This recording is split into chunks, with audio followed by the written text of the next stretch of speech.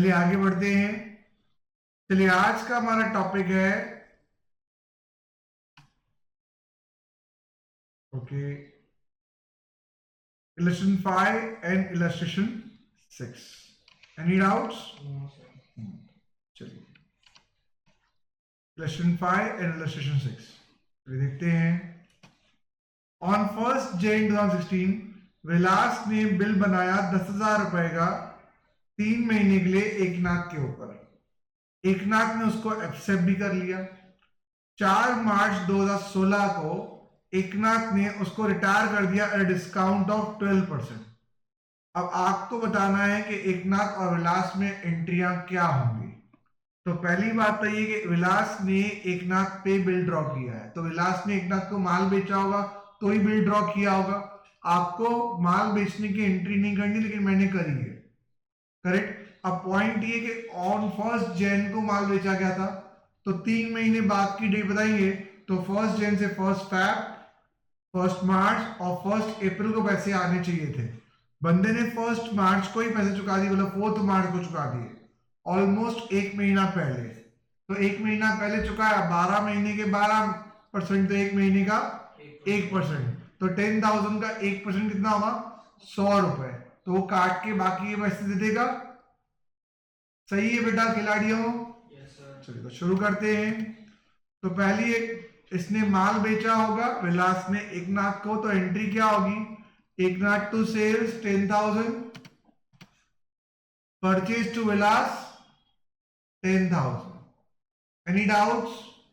बेटा कोई डाउट है? आगे बढ़ते हैं। फिर क्या होगा? सर ये एंट्री बुक्स में नहीं दी हुई है बेटा, मैंने एज्यूम किया कि ये किया गया होगा, आप मत करिएगा। डन। दूसरी एंट्री, भाई ऑन 1 जनवरी विलास ने ड्रॉ किया 10,000 रुपीज का बिल एकनाथ के ऊपर, करेक्ट। तो एंट्री क्या आएगी? इसने बिल बेचा, बराबर, इसे साइन करके दे दिया। एंट्री क्या होगी? Eknath to bills receivable, bills receivable to Eknath. तो bills receivable account debit to Eknath, इसकी तरह में एंट्री क्या होगी? Vilas to bills payable. Very good. Vilas to bills payable कितने अमाउंट है यहाँ पे? 1 लाख रुपए। यहाँ 10,000 ही है बेटा, तो यहाँ गलती से 5 लाख लिख दिए। आप याद रखिएगा ये 1 लाख, ये 10,000 ही है। Any doubts? नहीं, गलती होती है बेटा, मैंने साबित कर दिया मैं इंसान हूं। फिर नेक्स्ट आगे बढ़े। चलिए उसके बाद क्या एंट्री होगी बताइए? बंदे ने पैसे, एकनाथ एक्सेप्ट द बिल और एक्सचेंज, एकनाथ ने एक्सेप्ट किया था। चलिए नेक्स्ट। अब क्या हुआ? इसने बिल चुका दिया। किसने बिल चुकाया? एक्चुअली एकनाथ ने चुकाया है, तो ये एरो में इस तरीके से आएगा। तो एकनाथ ने कब चुकाया? 4 हाँ जी, 2020। हाँ। तो एंट्री क्या आएगी? हाँ जी, correct. Bank account debit, discount account debit और rebate account debit to bills receivable. कितने का? 10,000। बैंक से आएंगे 9900, रिबेट कटेगा 100 और आपका आ जाएगा 10,000। Any doubts? आप रिबेट भी लिख सकते, डजंट मैटर, करेक्ट। नेक्स्ट आ जाओ, हम रिबेट ही लिखते हैं, करेक्ट। बुक में डिस्काउंट या इंटरेस्ट लिखा हुआ है। नेक्स्ट आ जाते हैं, bills payable to bank to rebate या डिस्काउंट। Any doubts? याद रखिएगा ये इसको नहीं चुका रहा है, ये इसको चुका रहा है। माल इसने बेचा था तो पैसा यही चुकाएगा ना, तो एरो इस तरफ आएगा। Any doubts? चलिए मैं एक काम करता हूं, अभी इसी वीडियो में ठीक कर देता हूं, तो किसी को कोई परेशानी ना हो।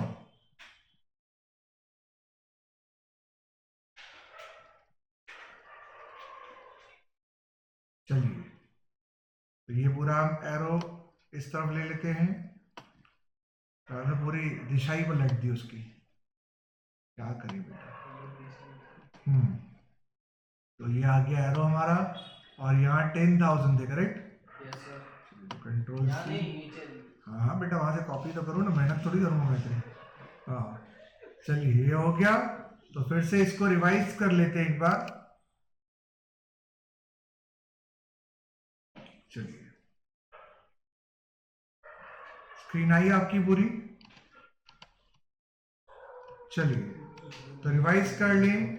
तो पहली एंट्री क्या आएगी, आपने माल बेचा, एंट्री क्या होगी, 102 sales bills equal to Vilas.